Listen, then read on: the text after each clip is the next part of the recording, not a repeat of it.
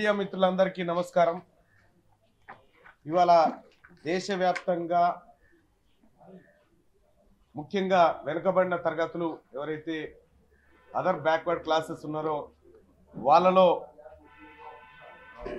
ఒక చైతన్యం, రాజకీయ పరమైనటువంటి రిజర్వేషన్లు బీసీలకు దక్కాలనేటువంటి ఒక బలమైన ఆకాంక్ష ఏర్పడ్డటువంటి నేపథ్యంలో అన్ని రాజకీయ పక్షాలు కూడా ఇవాళ బీసీల ఓట్లతోనే రాజకీయం చేస్తున్నటువంటి ధర్మిల బీసీలకు రాజకీయ వాటా చట్టపరంగా దక్కాలనేటువంటి ప్రధానమైనటువంటి డిమాండ్ ఓవైపు, మరోవైపు ఈ భారతదేశంలో ఉన్నటువంటి ఓబీసీలను కుల జనాభాగా కులపరంగా లెక్కించాలనేటువంటి ప్రధానమైనటువంటి డిమాండ్ను అన్ని పార్టీల ముందు ఉంచుతూ ఇవాళ ఢిల్లీలో మేమందరం కలిసి చిరంజీవులు గారు కానీ, వట్టే జానయ్య గారు కానీ, లేకపోతే సూర్యారావు గారు కానీ, కిరణ్ గారు కానీ, ఆ తర్వాత అర్జున్ గారు కానీ, ఇట్లా చాలామంది వివిధ పార్టీల నాయకులతో కలిసి కులగణనకు డిమాండ్ చేస్తూ ఉన్నాం.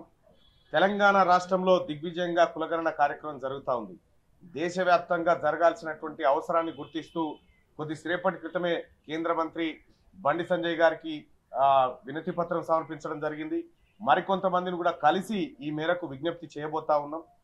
ఈ భారతదేశంలో ముఖ్యంగా వెనుకబడిన తరగతులు అన్ని రకాలుగా అన్ని విధాలుగా వెనుకబడుతూనే ఉన్నారు.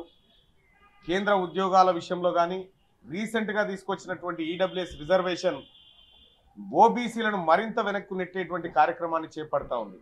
కాబట్టి ఓబీసీ రిజర్వేషన్ ఏదైతే తెలంగాణలో అమలు చేస్తూ ఉన్నారో దాన్ని ఖచ్చితంగా కుదించి 6.98% ఉన్నటువంటి ఓసీలకు 10% రిజర్వేషన్ అమలు చేయడం అన్యాయం అని చెప్తూ, అలాగే 60% ఉన్నటువంటి బీసీలకు 27% మాత్రమే రిజర్వేషన్లు అమలు చేయడం అనేది కూడా అన్యాయం అని చెప్తూ ఇక్కడ మేము వినతి పత్రాలు ఇస్తూ మరింత కార్యక్రమాన్ని ముందుకు తీసుకుపోవాలని చూస్తా ఉన్నాం. అలాగే ఈ నెల 11 తారీఖున కాన్స్టిట్యూషన్ క్లబ్లో ఓ సదస్సు, ఓబీసీల జాతీయ సదస్సు మరియు ధర్నా కార్యక్రమాన్ని కూడా తలపెట్టింది బీసీ ఇంటలెక్చువల్ ఫోరం. ఆ ఫోరానికి కూడా మేమందరం కూడా సంపూర్ణంగా మద్దతు తెలియజేస్తూ గౌరవనీయులు పెద్దలు రిటైర్డ్ ఐఏఎస్ ఆఫీసర్ చిరంజీవులు గారి సారథ్యంలో ఆ కార్యక్రమాన్ని కూడా విజయవంతం చేసుకుంటాం.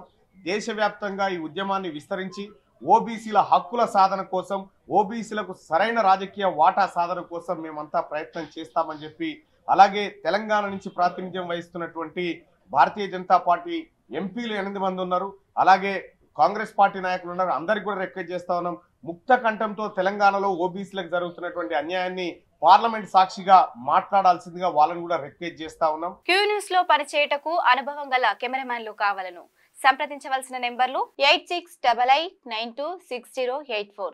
qnews@gmail.com ను సంప్రదించండి. లైక్ చేయండి.